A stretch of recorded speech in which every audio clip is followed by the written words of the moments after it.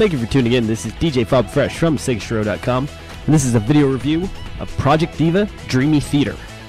Available on the Japanese PSN store, this is a very peculiar add-on, but a cool one for the PSP edition of Project Diva. Now, just a word of caution, if you're checking this review and you want to hear about gameplay and all of that, I will get to it. However, I'm just going to describe the process of getting Dreamy Theater up and started first, and so that will take a little bit of time. If you just want to find out about the gameplay of Project Diva, check out my PSP review, as it is essentially the same game. For 3,000 yen, or roughly $35, what you're getting is a downloadable software that connects the PSP to the PS3 to give you basically Project Diva and that gameplay in HD on your PS3 using your PS3 controller. So there are a few barriers of entry to get to playing Dreamy Theater and enjoying it to its fullest. First of all, you need a PS3. Second of all, you need a PSP and a copy of the original game.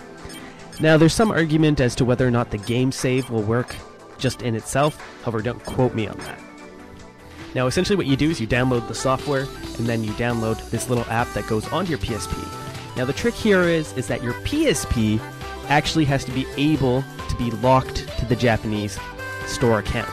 So if you have a PSP and you have it already locked to a North American account, just know that if you lock it to a Japanese store account, you will lose access to all the stuff you've already purchased. So essentially you need a PSP that can be locked to the Japanese store.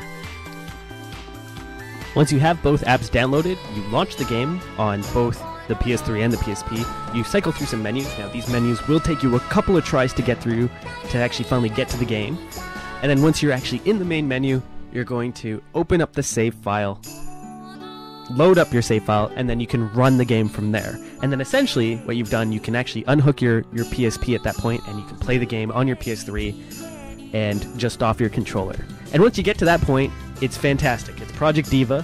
It's the same great songs, same classic, easy to get into, difficult to master gameplay. It's just that the expense and all of the stuff you need to get it started makes it difficult for just a casual fan or an import gamer to get right into it. Now, obviously, this PSP connectivity is very obtuse, and one has to wonder why Sega wouldn't have just released a downloadable HD version of Project Diva, or even a boxed version for that matter. It would have sold. Now, there is some speculation that Sega did this PSP connectivity route simply to get around Sony from stopping them from releasing a casual rhythm game on the PSN network. And if that's the case, well, I'd rather have Miku in HD than no Miku in HD.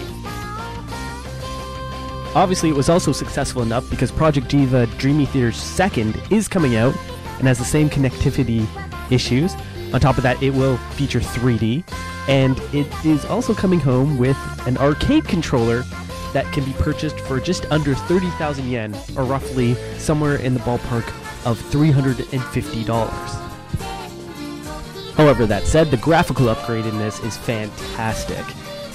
While it might not be the top-tier PlayStation 3 game, the graphics are on par with the models used in Sega's Giving Day promotional concerts, and so they look really good.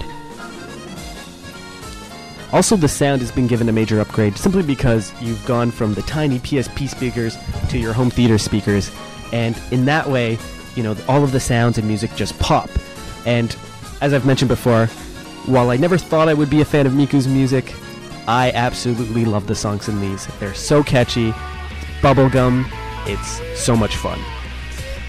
Essentially, the gameplay is very casual and very straightforward. It's about as straightforward as a rhythm game as you can get. You're essentially hitting the right button at the right time, and you're accruing points and building combos as you do such. The game has a nice range of difficulty levels, and really anyone can play, and anyone can have fun with this game. Of course, a rhythm game is only ever as good as their controls, and so going from the PSP pad to the PS3 controller brings some nuances. Now, on the one hand, the bigger buttons are easier to hit, and I feel more comfortable holding the PS3 controller than I do holding the PSP when playing. But on the other hand, the buttons are a little mushier and a little more tactile. So once you get over that fact, you'll find that this actually controls fantastically. It just takes a little bit of getting used to if you're used to the PSP version. Personally, I love the visuals, I love the extra sound boost, and I love the controls for playing Project Diva Dreamy Theater on my PS3. However, it's hard to recommend this to anyone but hardcore Miku fans simply because of all of the barriers of entry. So while it's a great ride, Project Diva Dreamy Theater is a testament to how expensive import gaming can be. This is DJ Fob Fresh signing out, saying keep on gaming.